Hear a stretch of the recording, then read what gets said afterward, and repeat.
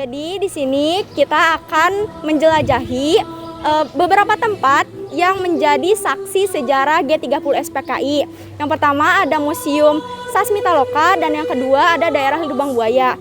Perkenalkan, kami dari kelompok 1 dengan saya Widi Nurjaisa, saya Sefira Irwanti, saya Puji Setiawati, saya Ramadan, saya Vera Febriani, saya Yunisri Wahyuni, saya Listia Rismawati. Tunggu kelanjutan videonya ya. Dadah! Kalian udah ada yang tahu belum sama Museum Sasmitaloka? Sekarang kita mau menjelajahi Museum Sasmitaloka. Yuk kita cek. Jenderal Ahmad Yani tewas dalam pemberontakan pada pasukan Cakrabirawa di rumahnya yang sekarang menjadi museum. Museum ini bernama Museum Sasmitaloka Ahmad Yani yang diresmikan pada tanggal 1 Oktober 1966. Tahu nggak sih kenapa museum ini dinamakan Sasmitaloka? Sasmita adalah pengabdian dan Loka adalah tempat. Jadi di sini adalah tempat pengabdian dari Jenderal Ahmad Yani untuk bangsa kita.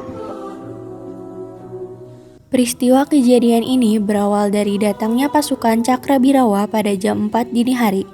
Rombongan Cakrabirawa atau pasukan pengawal istana berbarit merah datang ke rumahnya dan membuat kegaduhan. Rombongan Cakrabirawa lantas masuk ke rumahnya melalui pintu belakang dan mengetuk pintu dengan kasar.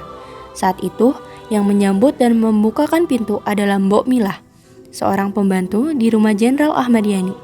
Rombongan Cakrabirawa tersebut kemudian bertanya tentang keberadaan Jenderal Ahmad Yani dan meminta Mbok Milah untuk membangunkan beliau. Karena tidak berani, akhirnya Edi yang disuruh untuk membangunkan Jenderal Ahmad Yani. Pak Edi adalah salah satu putra yang menjadi saksi hidup kematian Jenderal Ahmad Yani. Pak Edi yang saat itu menyaksikan peristiwa tersebut menuturkan bahwa Bapak Ahmad Yani tertembak dengan 7 peluru, 2 diantaranya mengenai tubuhnya dengan senjata berjenis Thompson. Pasukan Cakrabirawa menyeret tubuh sang jenderal dengan menarik kakinya dan membiarkan tubuhnya terseret sampai luar rumah. Di sini kita masuk ke ruang tamu khusus yang dimana Bapak almarhum Jenderal Ahmad Yani pakai ruang pemakaman tamu. Pada saat waktu itu ada penerimaan Mayor Jenderal dari Kalibata ini untuk membahas melaporkan mengenai pergerakan Partai Komunis. Oke, sekarang kita berpindah tempat. Di sini ada beberapa pusaka atau benda-benda yang diberikan oleh teman Bapak Jenderal Ahmad Yani. Contohnya di sini ada mahkota samurai kecil, busur dan anak panah yang diberikan oleh teman Letkol Ahmad Yani ketika sekolah Command and General Staff College tahun 1955 di Amerika Serikat. Lalu kita berpindah ke sebelah sini. Ini ada pangkat-pangkat selama Jenderal Ahmad Yani hidup. Ini tuh ada berbagai pejabat tinggi dan perguruan tinggi, contohnya seperti dari Unpad, UI, Komando Daerah Militer, Tambun Bungai. Lalu di sini ada lambang-lambang dari beberapa kesatuan ABRI dan badan-badan pemerintah yang diberikan kepada Jenderal Ahmad Yani. Lanjut, nanti kita langsung pindah ke sebelah tempat. Dalam ruangan kerja dari Bapak Jenderal Ahmad Yani bisa dilihat dan di belakangnya ada barang-barang juga, dan di sini juga ada tempat yang biasa digunakan untuk duduk para tamu. Sekarang kita berada di ruangan yang sering digunakan oleh Jenderal Ahmad Yani, yang dimana bisa dilihat sekelilingnya terdapat buku-buku yang terjajah rapi di lemari, dan juga ada beberapa cenderamata yang biasa dipakai oleh Jenderal Ahmad Yani semasa hidupnya.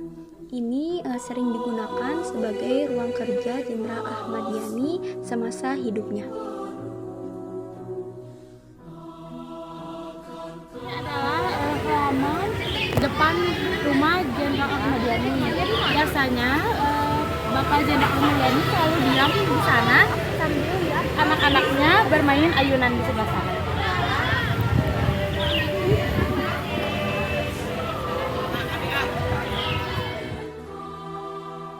Kita akan menuju Monumen Pancasila Sakti yang berada di Jalan Raya Pondok Gede, Lubang Buaya, Kecamatan Cipayung, Jakarta Timur.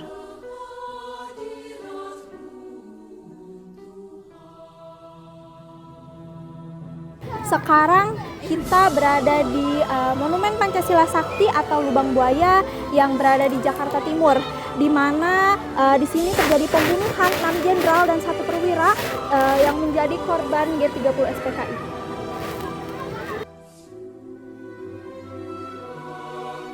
Jadi teman-teman, ini adalah tepatnya di Lubang Buaya, yang dimana tempat ini menjadi tempat saksi bisu, yaitu penculikan ke-7 jenderal.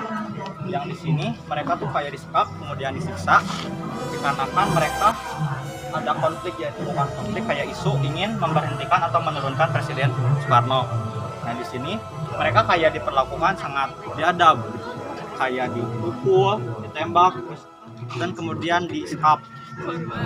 Jadi bisa dilihat ke dalam teman-teman. Ini contoh adegannya pada saat waktu itu.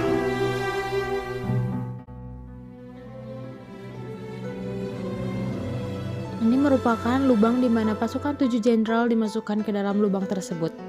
Lubang tersebut berkedalaman 12 meter dan diameter 75 cm. Di sini terdapat sumur tempat para jenderal dibuang setelah penyiksaan. Para jenderal dimasukkan dengan posisi terbalik, yaitu kepala terlebih dahulu lalu kakinya secara bertumpuk. Sekarang kita sedang berada di pos komando yang dimana pada tanggal 1 Oktober 1965 rumah ini digunakan sebagai pos komando bagi pasukan Gerakan 30 SPKI yang bertugas menculik pahlawan revolusi. Yuk mari kita saksikan ke dalam.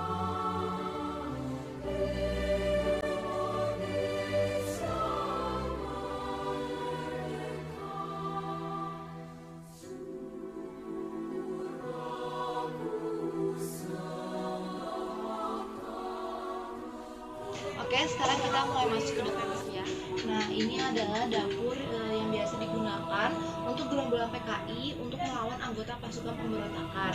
Rumah ini dipertahankan keasliannya dari mulai perabotan, genteng dan sebagainya, dan mulai dari bentuknya juga dan isi rumah ini hingga perabotan yang ada di dalamnya yang bisa kalian lihat ini tuh asli ya.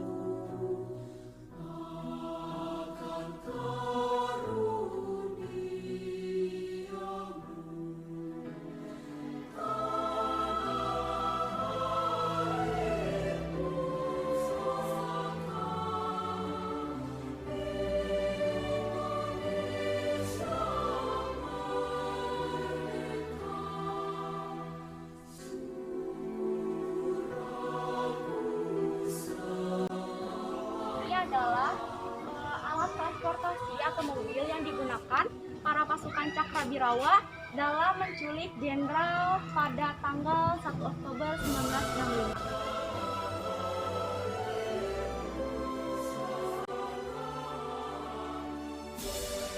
Nah, sekarang saya sedang berada di Monumen Pancasila. Nah, monumen ini ada 6 jenderal dan 1 perwira yang diabadikan pada Monumen Pancasila ini. Jenderal TNI Ahmad Yani, Mayor Jenderal Siwondo Parman, Brigjen Panjaitan, Maijen Haryono, Maijen Suprapto, Maijen Sutoyo, dan Kapten Pierre. Sekarang kita berada di Museum Pengkhianatan PKI atau Komunis. Di sini terdapat beberapa diorama yang terpampang yang menggambarkan bagaimana perjalanan Partai Komunis Indonesia berkembang di Indonesia, dan juga di sini terlihat cerita dari para pasukan Cakrabirawa bagaimana dia menjemput dan menculik para jenderal di malam 1 Oktober 1965.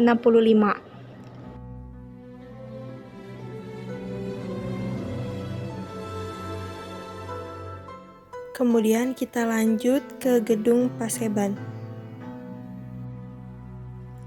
Bisa kita lihat di sini terpampang para jenderal-jenderal yang menjadi korban dari keganasan Partai Komunis Indonesia.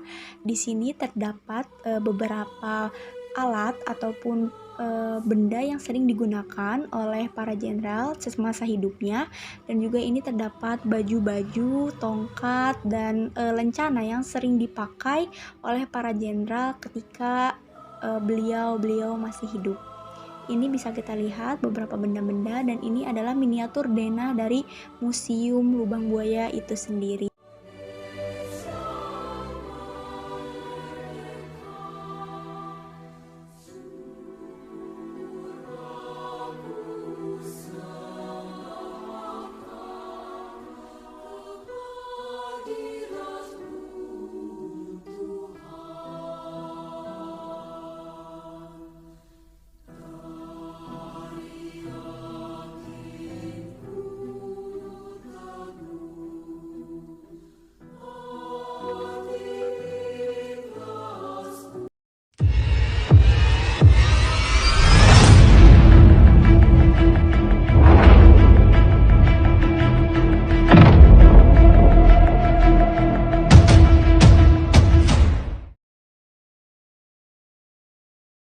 Punjani. Jaya, jaya, jaya. Punjani. Jaya, jaya, jaya.